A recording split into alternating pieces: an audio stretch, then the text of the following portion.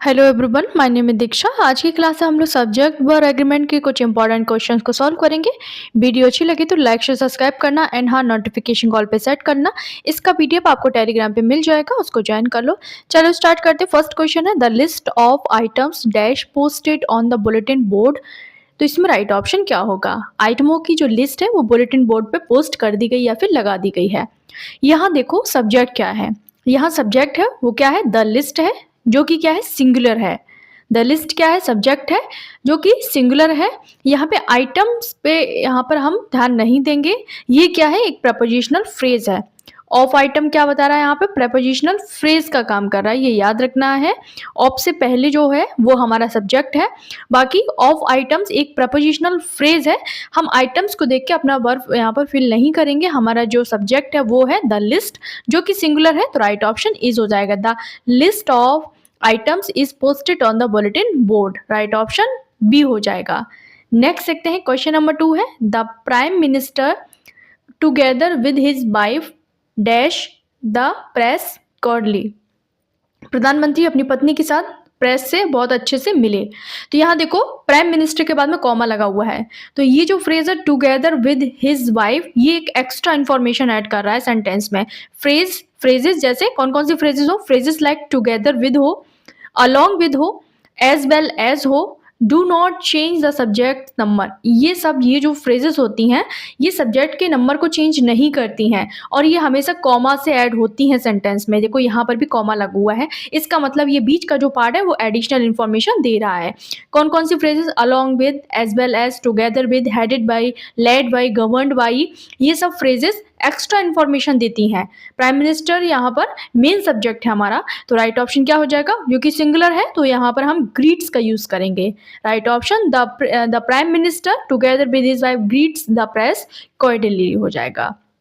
Together with से subject plural नहीं होगा, main subject the prime minister है तो क्या हो जाएगा? ग्रीट्स हो जाएगा। सिंगुलर वर्ब का यूज हम यहाँ पर करेंगे। नेक्स्ट देखते हैं, क्वेश्चन नंबर 3 है the man with all the words dash on my street. तो इसमें राइट ऑप्शन क्या होगा? आप सोच लो, यहाँ पर वीडियो को पॉज करके पहले अपना आंसर सोच लिया करो। वह आदमी जिसके पास बहुत सारे वर्ड्स हैं वो मेरी गली में रहता है। यहाँ पर हमारा जो सब्जेक्ट है the subject is the man, जो कि सिंगुलर है तो हम यहाँ पे सिंगुलर वर्ब का यूज करेंगे, ये लिप्स हो जाएगा।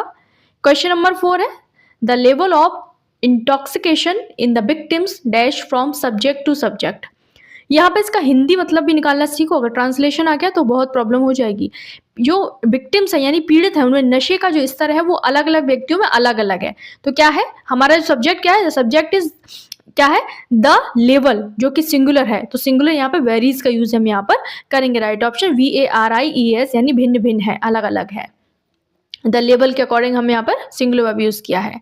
क्वेश्चन नंबर 5 है 50 miles dash too far to walk in one afternoon. 50 मील एक दोपहर में चलने के लिए बहुत ज्यादा दूर होता है। तो यहाँ पर राइट ऑप्शन क्या होगा? आर होगा, वर होगा, इज होगा या फिर हैव बीन होगा। A specific amount of distance, क्या याद रखना है? स्पेसिफिक अमाउंट ऑफ डिस्टेंस हो, टाइम हो, मनी हो और क्या हो? वेट हो, is treated as a single unit when referring to that entire amount. यहाँ पर एक अमाउंट की बात की जा रही है, एक निश्चित दूरी की बात की जा रही है, इसलिए हम यहाँ पर इज का यूज करेंगे। राइट ऑप्शन हो जाएगा 50 miles is too far to walk in one afternoon. Next देखते हैं, क्वेश्चन नंबर 7 है the Philippines dash an archipelago of over 7000 island. तो यहाँ राइट ऑप्शन क्या होगा? फिलीपींस 7000 से अधिक द्वीपों का एक द्वीप समूह है।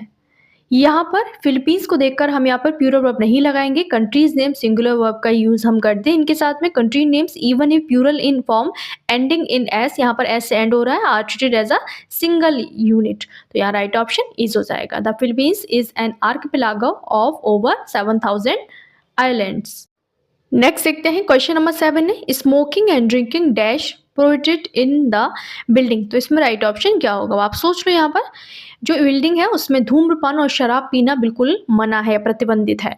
तो यहाँ पर ये स्मोकिंग एंड ड्रिंकिंग दो क्या है? Drinking are two separate activities. यहाँ पर जेरेंड का काम करिए और एंड से ज्वाइन किया जा रहा है, इनको दो जेरेंड है, एंड से ज्वाइन हो रही हैं। स्मोकिंग एंड ड्रिंक दो अलग अलग एक्टिविटीज़ हैं जो कि एंड से जुड़ी हुई हैं। तो अब आपको ये बताना है यहाँ पर प्लूरल वर्ब आएगा या फिर सिंगुलर, ये आपका होमवर्क है। नेक्स्ट देखते हैं क्वेश्चन नंबर 8 है much of the research conducted in that lab dash ground breaking. उस लैब में किया गया जो ज़्यादा से ज़्यादा जो रिसर्च है वो क्या है, बहुत ही ज़्यादा अच्छा लेवल का है। तो यहाँ पर हम देखते हैं पहले हमारा सब्जेक्ट क्या है। Research is an uncountable mass noun and is always treated as singular.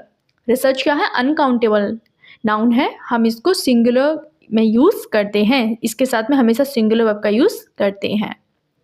तो राइट ऑप्शन क्या होगा, रिसर्च को हम गिन नहीं सकते हैं ना, इसलिए हमेशा हम अनकाउंटेबल को इसमें शामिल करते हैं, अनकाउंटेबल में इसको लेते हैं। तो राइट ऑप्शन हो जाएगा, हम यहाँ पर इज का यूज़ करेंगे। Much of the research conducted in that lab is ground breaking. Right option is हो जाएगा। नेक्स्ट देखते हैं क्वेश्चन नंबर 9 है only one of the classic cars dash currently in running condition. केवल एक क्लासिक कार वर्तमान में चलने की स्थिति में है। तो यहाँ पर केवल एक की बात हो रही है, याद रखना है। यहाँ पर the subject is only one, यानी वन है, नॉट कार्स। सब्जेक्ट वन है, कार नहीं है, तो हम यहाँ पर सिंगुलर वर्ब का यूज करेंगे। राइट ऑप्शन इज हो जाएगा। नेक्स्ट देखते हैं क्वेश्चन नंबर 10 है war and peace dash a very long novel to read. तो इसमें राइट ऑप्शन क्या है, वॉर एंड पीस पढ़ने में के लिए बहुत लंबा एक नॉवल है। तो war and peace is the title of a single book. Titles of book, movies, इन सबको हम सिंगुलर में ट्रीट करते हैं। भले ही एंड लगा है पर एक ही बुक का नाम है ना, तो इसलिए हम यहाँ पर सिंगुलर वर्ब का यूज करेंगे, एक सिंगल बुक है ये। राइट ऑप्शन क्या हो जाएगा, is war and peace is a very long novel to read.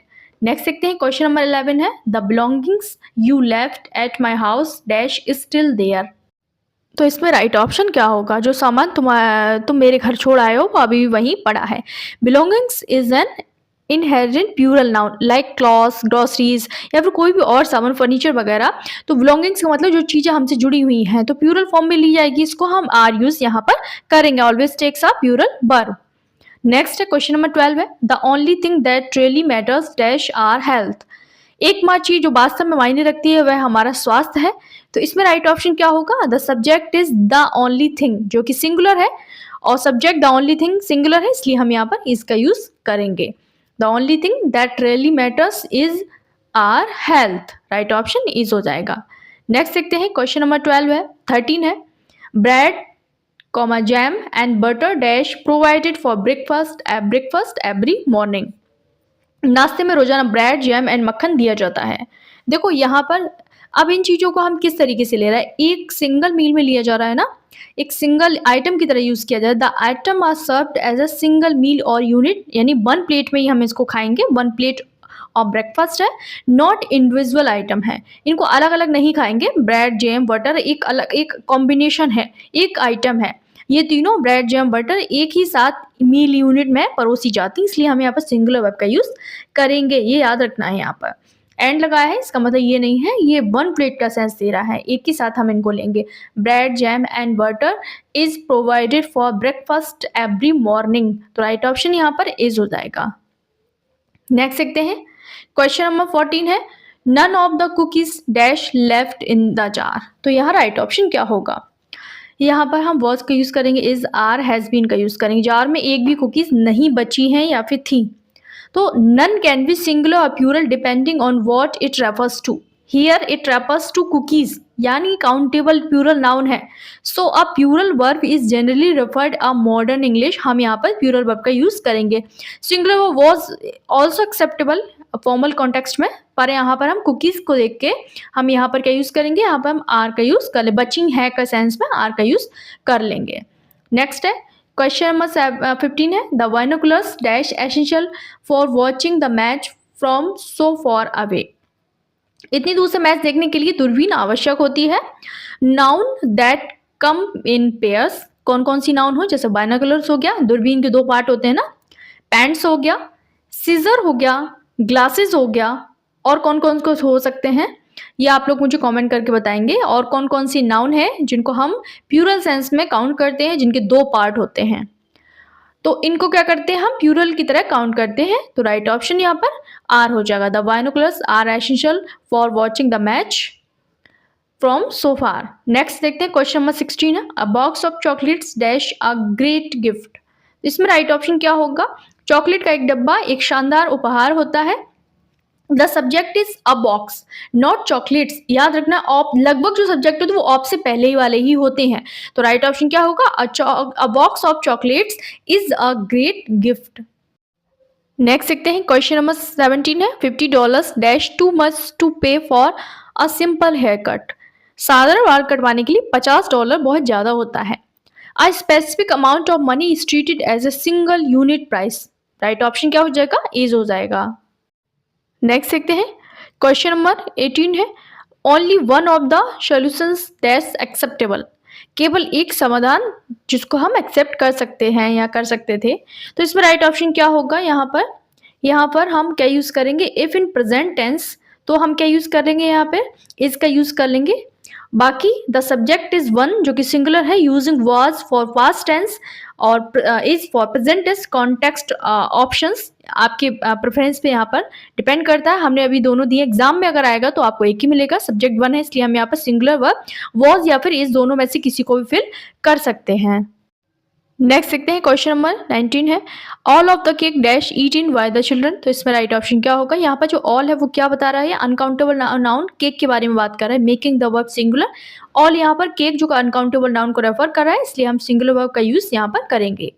Next देखते हैं और लास्ट क्वेश्चन आज का, the acoustics of the concert hall dash excellent.